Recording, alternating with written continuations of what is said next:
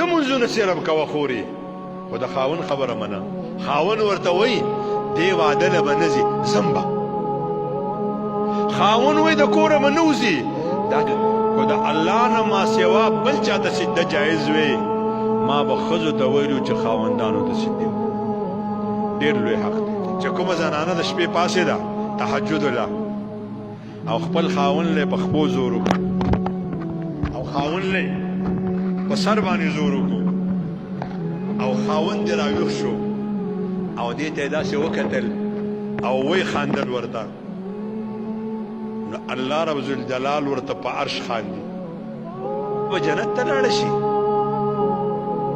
رسول الله سلم فرمایي چې د هغه په مال کې او په خپل نفس کې خیانت نه کوي دا علما ناست دي کومه زنانه چې بار اواز یې واورېدو چې زما د زوی چا سره جنګ دی زما خاوند چا سره خبرې تیزې کړې دا به ورته په چوت کې نه